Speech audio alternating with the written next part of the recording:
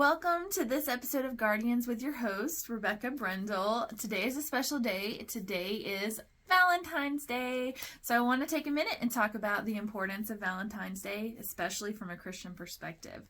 So the purpose and the history behind Valentine's Day varies person to person that you ask.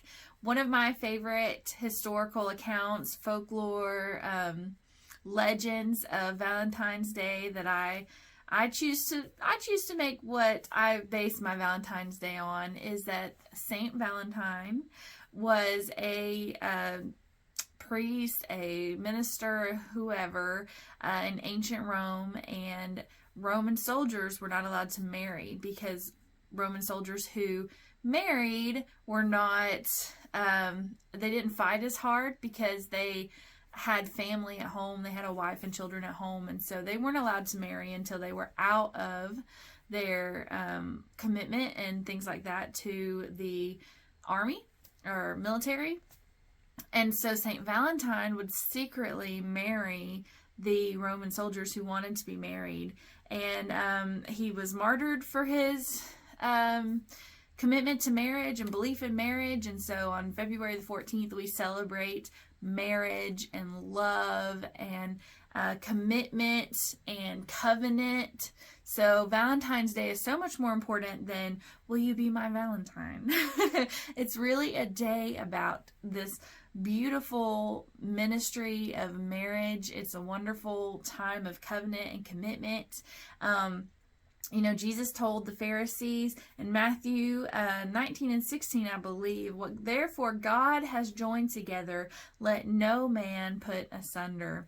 So Jesus is even emphasizing how important that marriage is, that God ordained marriage. And before the government created a piece of paper for marriage, as a lot of young people like to say that marriage is just a piece of paper, God made marriage. God came up with the whole idea of the marriage covenant. God took Eve out of Adam and called them man and woman. They were husband and wife, ordained by God to be partners. God has a lot to say about covenant. So when we enter into marriage, it's a wonderful and beautiful covenant that God has put us into. We made the choice, but then God backs our choice of marriage.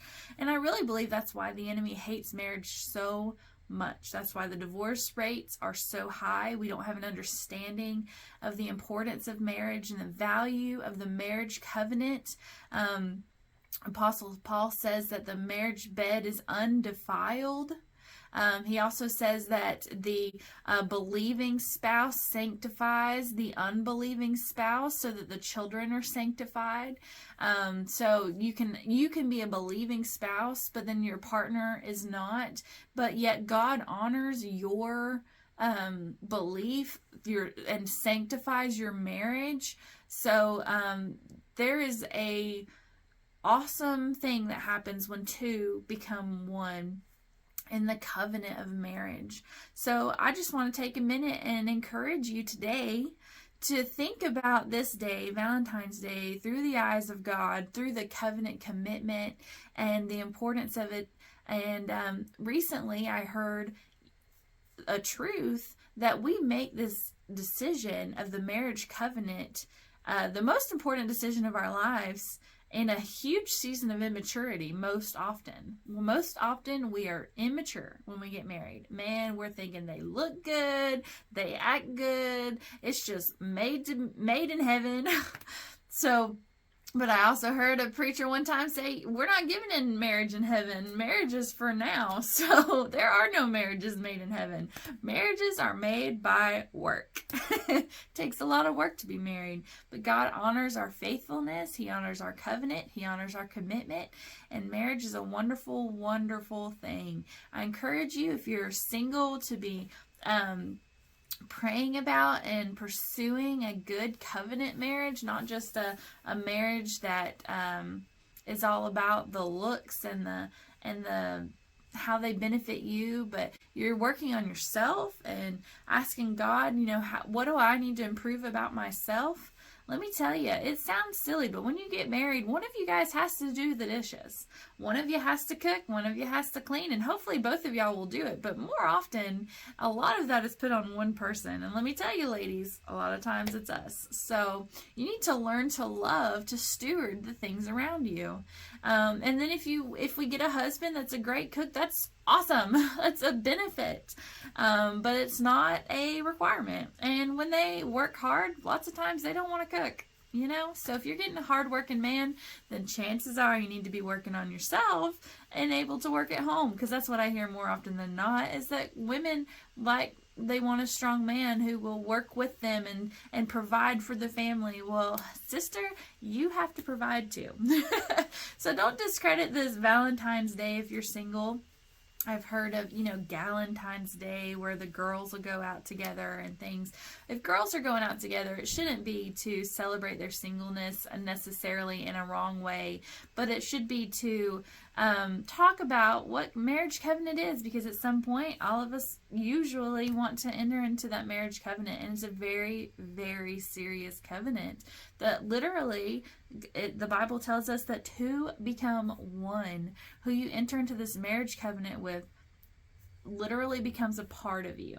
And so you don't want to do it based on good looks and good manners and good family and good upbringing and things like that. You want to do it based on partnership. So marriage is partnership. It's covenant. It's a serious thing. And Valentine's Day is a wonderful day to celebrate the person that you love and the commitment that you've made together. And I mean, of course, it's fun to say, be my Valentine and things like that. When little kids, they'll get their little cards saying, be my Valentine. But we should be teaching our children, what does it mean to be a Valentine? What does it mean? That's a really good question to be asking ourselves and talking with our children about covenant and God's love for us, the blood that was shed for us, the covenant He made with us through Jesus. God's made a covenant with us through the blood of Jesus, that we're no longer subject to wrath, that Jesus satisfied the wrath of God. There is so much to covenant and blood that is shed for us, and love, and this is a rich holiday, and it's a blessed holiday. So I'm so excited. Happy Valentine's Day, friends, and I'll see you next time here on Guardians.